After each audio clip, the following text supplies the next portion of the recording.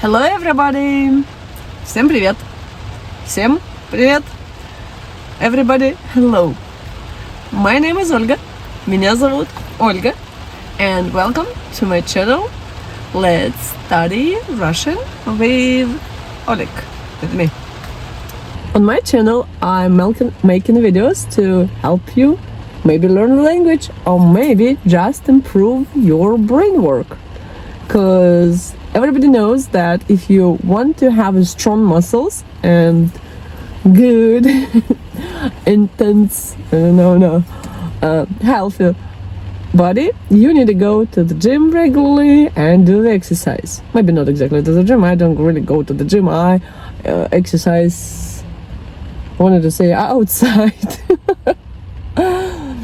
But also we need to know that if you want to have your strong and sound brain work later in your future, when you are in the winter of your life, you need to also train your brain muscle. And for training your brain, it's a great idea to start studying languages.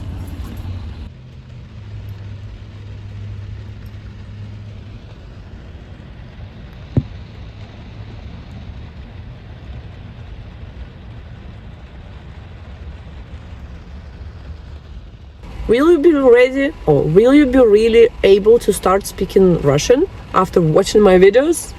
I cannot really guarantee that, but today we're going to talk about what strategies you can follow and what steps you can take to start and learn some language successfully. I'm not only talking about Russian, that can be any other language, right? But we can use example like Russian, because I'm teaching, but I've been teaching English for many years, so I kind of taking it from different perspective now. So there is no difference between which you're learning, because the strategy will be all the same. My native is Russian. I learned English as my second language back at the university. I started with school, finished school. Of course, after school you never can learn any language, you never speak it, right? Then I went to university. I'm an interpreter according to my education.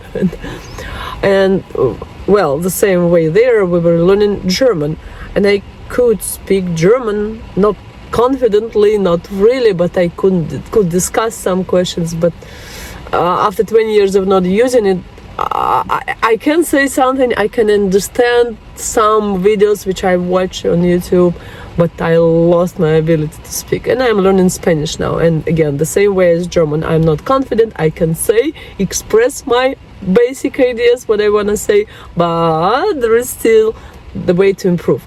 So we are going to look at this old perspective and other languages, what to do, what steps to take, how to be successful in learning languages. So don't forget to sign up to the channel if you're interested, if you want your brains to be strong and confident in your 80s, when you are already getting loss of your brain teeth, when there is nothing much left in your memory, you still want to train it in advance while you're young and kind of confident. Maybe.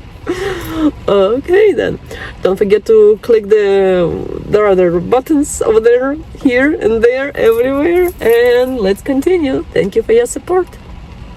Living in the USA now, I don't really see many advertisements on educational sphere for some reason. All the advertisements which I see are about food, mostly junk food, and some investments, some other things, but never any schooling or educational programs, which is strange for me, because I don't want to say Russia, but yes, in Russia and in Kazakhstan, where I spend a lot of time because my parents live there, and there advertisements are more different.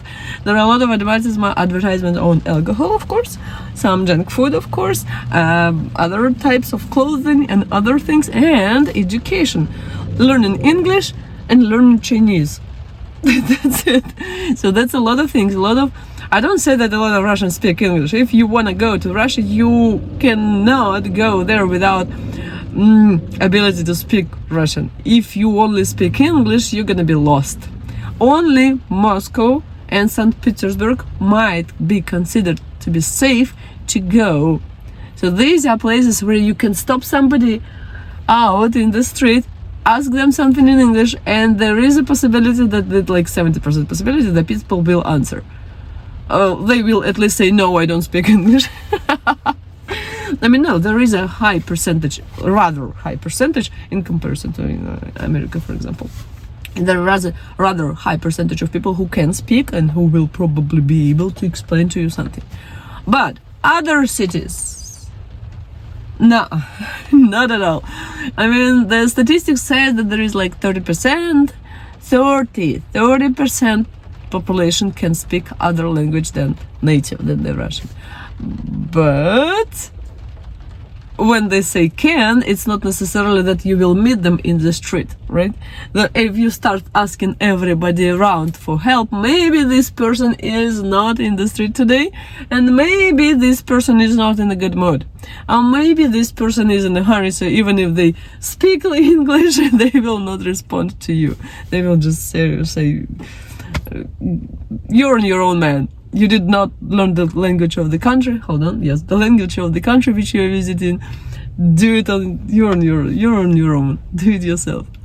Okay, and so therefore, why do people want to learn a language? There is a high percentage of people who want to learn language because they need to travel, and also they want to be promoted in their jobs because international companies are growing in number, and as soon as you want to get promotion, you are supposed to speak English, and not just basic, but some profound levels. And the next is just because just because of the growth of the brain advertisement. There are a lot of commercials related not just even to language learning, but again, development of your brain, improve your memory, of some other. Like I personally bought a subscription to 2 websites, not a subscription actually, lifelong access to at least 2 websites where I can train my memory. When was the last time I was there? Actually, I gotta go back and do some trainings. So that says that people want to learn the language, other languages, just to train their memories. Why can you want to learn? Why can you want to learn? Maybe other reasons. So what is your reason to start studying language? Think about it. If you have the idea, if it's already verbalized in your brains, you can leave a comment in the comment section. Maybe your idea, maybe your motivation will inspire somebody else, and they will set up their way on their learning path. Okay? So share your ideas. And we're gonna continue. Why have I started talking about motivation, about the reason to learn? Because the first year, I want to say 2 years, but okay, at least the first year is the hardest year to start studying any language. And if you don't have motivation, why you want to proceed, you'll really lose it after a couple months, and yeah, you'll just quit. That's why it's really important. The first step before you start studying, before you started investing in any type of lessons, classes, books, whatever, the dictionaries, whatever you're going to buy, subscriptions, teachers, tutors, you need to understand why. What thought is going to kick you out of your bed and say, go learn, go learn. Go learn. For example, like my favorite example was, like, a lot of people dream about going to San Francisco. I wanted to go to San Francisco once. People say now that it's not a good place to go, and that like San Francisco is not as it used to be, and it makes me sad. So I now kind of excluded San Francisco from the list of my bucket list. I still kind of want to go there, but no, not as much. But what I started with San Francisco, like motivational thing, you want to go there, you print a picture of the place where you're gonna go, like San Francisco, for example. You print it, you put it on the wall, and you keep remembering that is your motivation. If you start with Chinese, you don't know, you want to visit some Chinese place, or maybe you want to, I don't know what other reasons. That's why I asked, what is your motivation? Why you want to start learning a language? That's why you need to really verbalize it, because if you just said, oh, just for fun, there is no fun. The fun will be maybe later, when you already can make phrases, when you can start communicating, then there is fun, and there is learning, and there is a competition, maybe with other people, maybe with your friends, if you start learning with them. But at the very beginning, it is a lot of work, routine work, boring processes, there's really zero motivation. And if you have zero inner motivation, you will just quit again. So try to understand where this idea is, what will kick you out of bed to start learning. Alright? Let's go. Поехали. Let's go. Поехали. Actually, поехали is let's drive. Like, let's drive. Поехали. Because let's go, пошли. No, actually, yeah, you use go in all the ways of traveling. In Russian, that's differentiated. So let's go. Поехали. Why I said that the first year is the most difficult is because you need to build basics of the language. And the basics of the language is words, the little bricks. These are words. And to start speaking, at least at some level of confidence, you gotta learn about, I don't want to say 3,000 words, but at least 1,500. 3,000 words, it was statistically proven that it's the amount of words which can help you survive in a new country, like really survive, find a job, and so on. So like start life at some, not exactly comfortable level, but at some level started. But the first 1,500, not just 1,000, 1,500 words, I don't know why, let's say 2,000, is enough to start making real like sentences, maybe being able to say something, like tell about your day, or talk about the weather, or really describe your friend, say something about where you live. So some basic really simple things, but already this will make you understand that finally I'm saying something. I'm not making just noise, making only simple words, sounds, whatever. I'm really saying or making a story.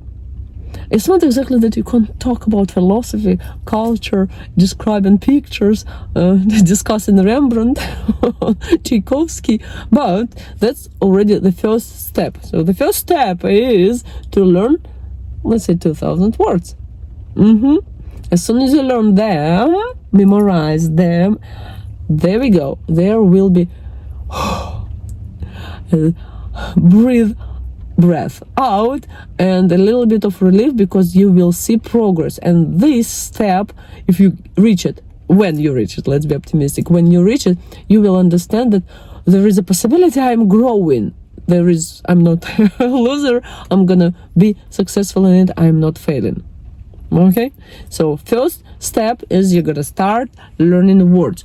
And at this point, how do we learn words? What are the methods how to learn words? My favorite one is, it's not a commercial, it's not advertisement, but it's Duolingo. I've been in this abusive relationship for like 5 years by now.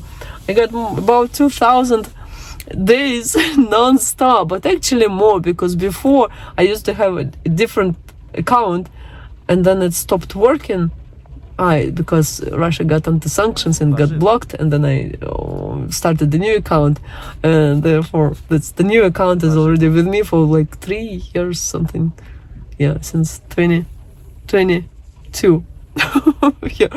And I'm not saying that there are a lot of good things about it. There are good things, there are bad things about this application. But the good thing is that it kicks you. It kicks you every day and reminds you every day in a very aggressive way. Go, study. And you will memorize these words. Just one, I don't say one set, I mean, for me, at least like 5 minutes a day, like one set of exercises a day is already something, but it will not help you.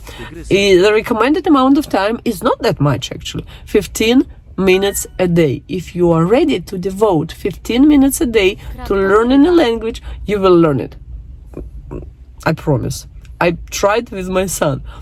He learned English without me included in the process. I don't have nerve of steel, so I did not teach him English. I even didn't pay a tutor for him. No, I did not. I only used the application.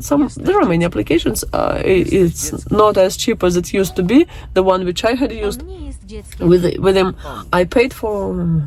There is a Russian app online. I used two, 1 year for 1 year and then the other. But again, the thing which you need to have is being consistent.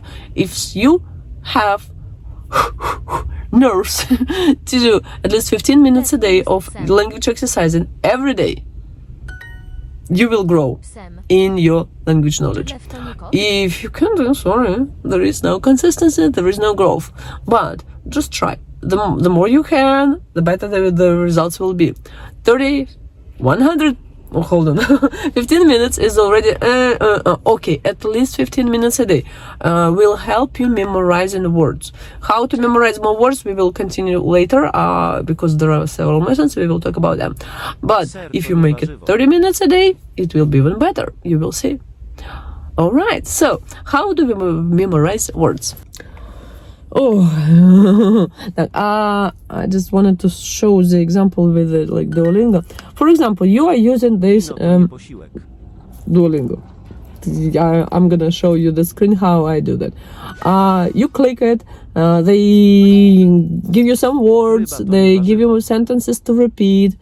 And what you're gonna do, in some situations they even ask you to repeat. There is a microphone button, you gotta click it, you gotta repeat.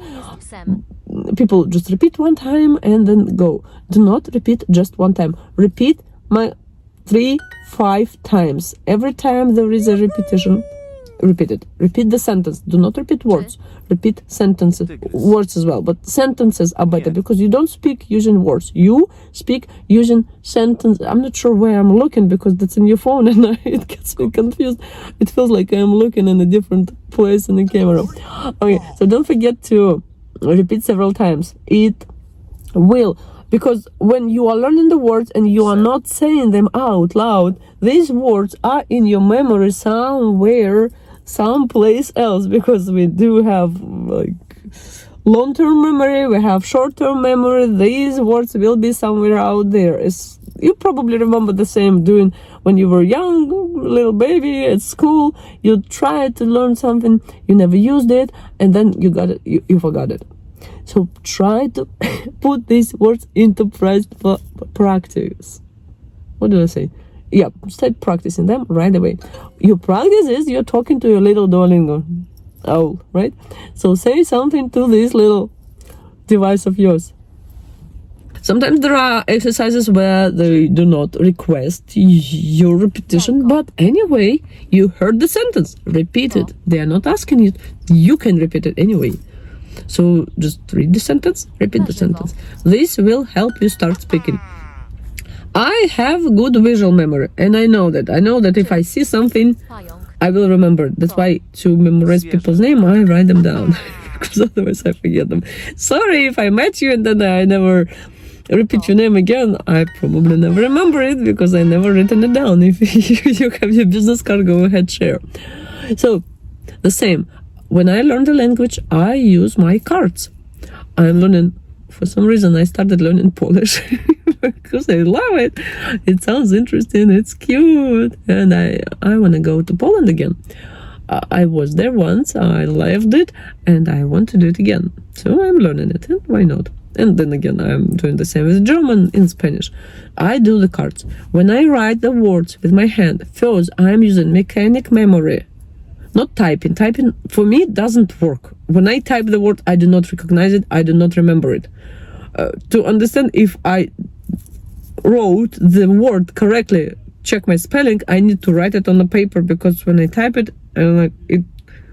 it looks weird, but again, it looks weird even if it's correct or if it's not correct. It doesn't matter. So that's why I need to double check, write it on a piece of paper, and then say, oh yeah, I got it. All right. So write these cards. Some people use stickers. Maybe it will work for you. For me, it did not work. I know, I checked. But again, people are all different. We use stickers. It's a good practice. Use them. Some people, I use cards, like piece of paper. Yeah, that's my text for the next short. Piece of paper, divided into couple, 3, 4, like some. I'm not asking you to do anything expensive. Like a little piece of paper, fold it, make it smaller, make it fit your pocket. I used to roll the piece of paper like maybe 6-8 times, and then I could get it into my pocket. And on this piece of paper, I'm writing like 3-5 words, whichever amount is enough. Like I used to write these 5 words, and then I had them in my pocket. During the day, I take this piece of paper, learn the words, like read them once, put them back in the pocket. During the day, I repeat them several times. That's how you can memorize the words. It's not difficult. And then it's a piece of paper. If you just drop it out of your pocket, there is nothing. It's not the end of the world. You're not gonna. It's not $1 million, right? You lost nothing. You can write it back again.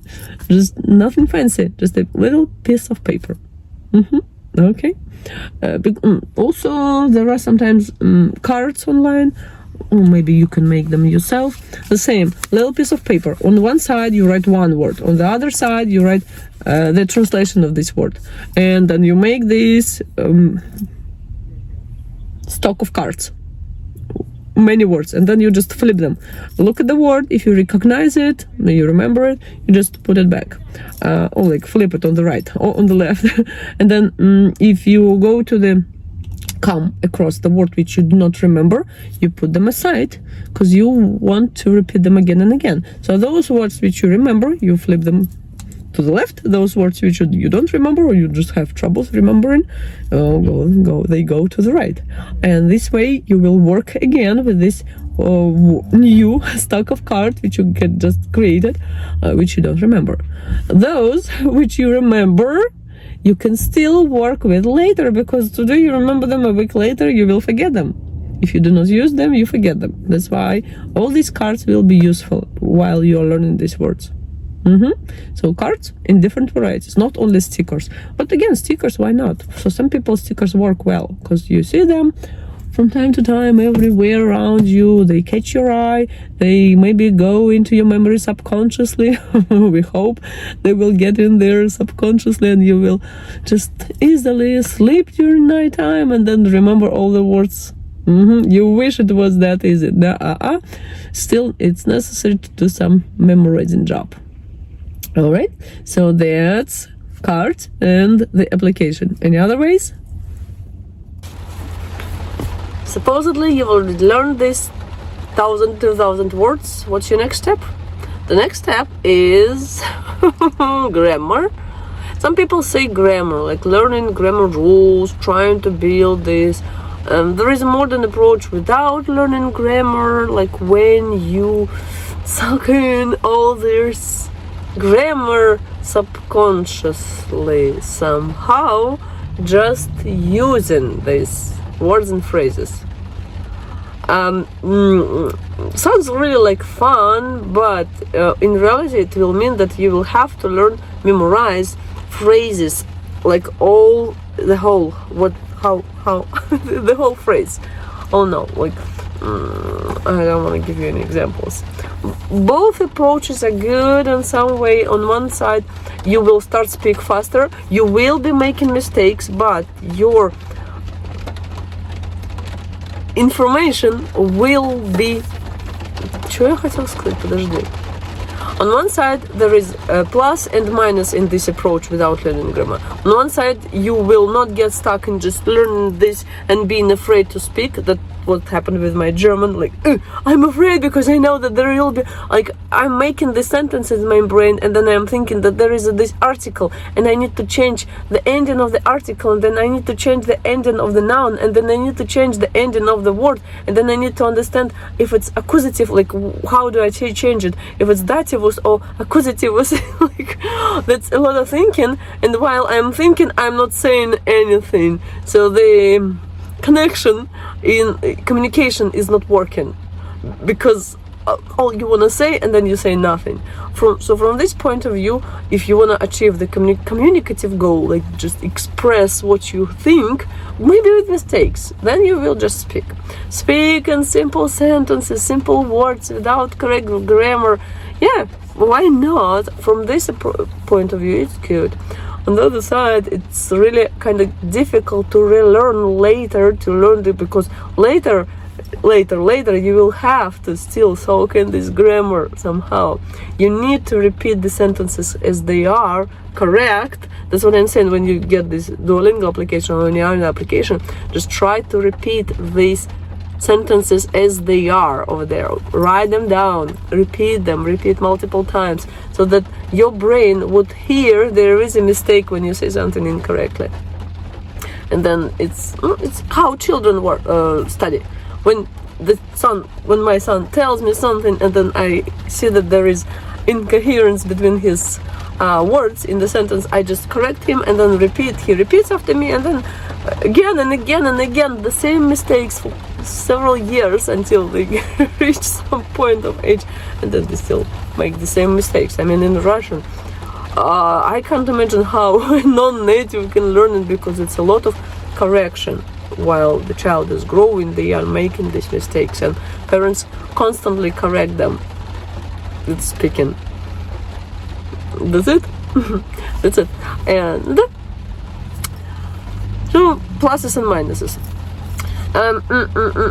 Now you're approaching this time when you already got a lot of words. Maybe you start reading books. Some people believe that reading books will really help you, especially if you have the like double translated book, one part in your native language, part in the language which you're learning, and then you read them both, and then you see the constructions, how they are translated, because in many situations, most languages do not. Sometimes you can translate word to word and it will be absolutely correct. Sometimes there are differences in how we build sentences in different languages, and that's what you can learn from these books, which is also good, so you can read them. There might be problems with the reading, because with English, for all English learners, that's a challenge, because English does never sound what it looks like. You see one word, but you pronounce it hell knows how. You know it, you struggle with this, you know that spelling, English spelling, that's what you see, and what you say is never the same, right? And that's a struggle. With other languages, still the same, because we are natives, we change the words, there are some voice reductions, and then what we write, the spelling, is a lot, in many situations, is traditional, but it used to sound like that back in centuries, but it does not sound like that anymore, but we still have this spelling in the word. And then when somebody is learning this language, for me it's not a problem. I know that the word sun, солнце, there are a lot of letters which I will never pronounce. They're there, but we don't pronounce them. The same as in English, right? There is the same thing in Russian. Though some people say that English is horrible, that you cannot read it properly, but it's all the same in all languages. Maybe German is an exception, because there is what you see, that's what you will pronounce. If your goal is learning German, congrats, you're there. Go ahead. Gratulierung. Okay. At this point, also, probably after you've learned all these 2,000 words, it's time to start tutoring, hunting for your tutor. Not exactly sure. No, yes, actually, yes. I got a lot of students. I'm not sure that you should start with a tutor at the very beginning, like when you are still learning the words, when you're learning the alphabet, especially with our technologies nowadays, because you don't really need a tutor to teach you A, B, V, G, D, or A, B, C, D, E, right? You can repeat after the device. But then communication, when you come to the level of communication and building communication, then again, there are still technologies, but it depends on how you are comfortable. Some people are still comfortable communicating with computers, so why not learning with a computer? If you're more confident or you want somebody to motivate you, because tutor nowadays is more of a motivator. Yes. Oh, and psychologist. Yeah, exactly. A psychologist. How are you today? You didn't like your job today. Your work day was horrible. Why? How did that happen? Oh, I feel so sorry for you.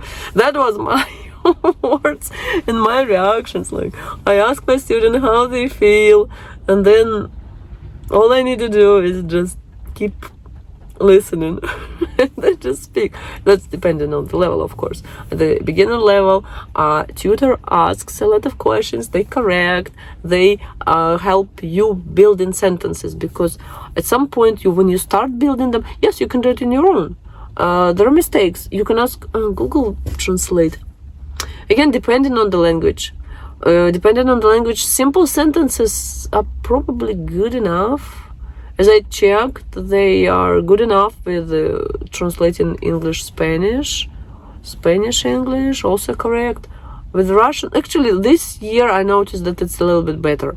They do still make mistakes with the translating more complicated texts, but for beginner level, you can check your knowledge. I mean, if you translated some sentence and you are not sure if you are going to learn it the same way as you see it on Google Translate, you now can trust them.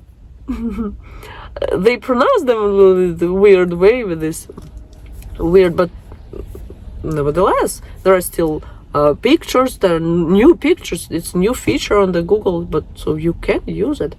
And then at some point when you are ready to get motivated, then it's your time to start searching for a tutor. And there we go. Then you will start communication, joining speaking clubs, joining reading clubs, and other things, and traveling. There we go. That's probably your last resort place, I want to say, goal to achieve, probably to start traveling and start using that in real life situations. So I hope you will enjoy your language journey. Good luck with that. I'm gonna join traffic, go pick up my students from university and go back home. So that was Olga. Thank you for watching this channel, and thank you for any reactions if you sent any. See you later. Bye bye.